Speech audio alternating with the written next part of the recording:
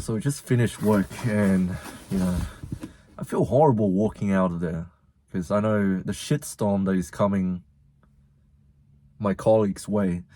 But anyways, that's one of the many perks of being a shift worker. When you clock off, you get to go home. And I know for people from other industries, that's not the case. Sometimes you clock off, you go home, and you continue to work overtime without getting paid. I don't know.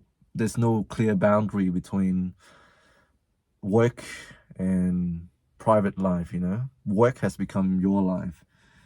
But yet, I still feel horrible walking out of there, walking out of the department. And I know that my colleagues will be hit with a shitstorm. You know, so many things happening. And maybe it's not a shitstorm for them, but for me, it was a shitstorm. You know? It's a huge learning curve. And I won't go into the specific of everything because, you know, I can't talk about it. I can't talk about work anymore after what happened. Yeah, I feel freaking horrible, man. I feel freaking horrible. You know, people say don't be too hard on yourself, but it's hard. It's hard to not be too hard on yourself, if that makes any sense. This is the sort of advice I would give to people, but yet when it comes to taking my own advice, I'm not very good at taking my own advice. So yeah, I'm being too hard on myself. I've done literally everything I could have done, and I still feel like I haven't done enough.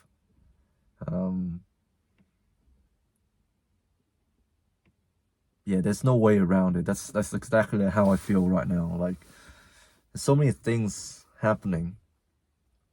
I can't seem to wrap my head around everything. There's so many procedures, so many different diagnoses and conditions that I haven't come across before. Like I'm still learning. I'm still learning every day, and you know, you never know who's gonna walk through that door when you work in emergency, you know? There's always new stuff happening.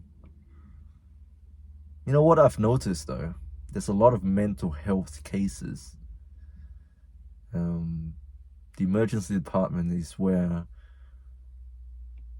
most people's first experience with health care is gonna be, you know, emergency.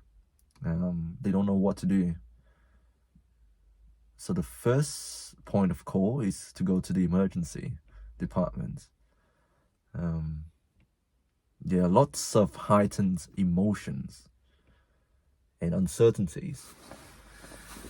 And I want to remind everybody that if you're a healthcare worker, what you're doing is not normal. You know, you come into contact with vulnerable people and sick people, traumatic shit. That's not normal. It can take a toll on your mental health as well. So keep that in mind.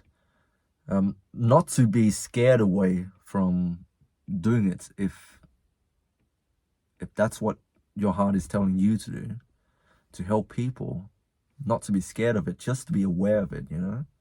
It can have an impact on you, and as someone who cares way too much for his own good, I'm not gonna lie, it does have a toll on my mental health. But I have to say though, it is deeply satisfying to be able to help someone, or at least get the ball rolling. I feel like I've done a lot today, but also not enough. You know, like I've done something. I've gotten the ball rolling, getting the diagnosis started and getting the treatment started and stuff. But I still feel like they're still crumbling. All my patients are still crumbling, and we haven't really gotten to that point in which they are stabilized yet, and it makes me feel some sort of way. It makes me feel like, I don't know, I feel bad.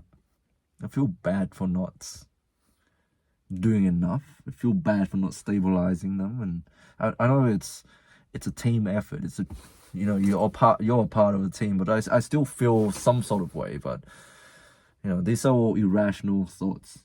There's literally nothing I can do, you know. But I still feel like you could have done this. You know, you could have known this, but I don't. I simply do not have the knowledge. I don't know everything. Anyways, enough rambling. I'm gonna go home, go to sleep, rinse and repeat. Hope you guys are doing well. Stay strong. God bless. And yeah, just keep grinding, keep hustling, shoot for your dreams, and do what your heart tells you.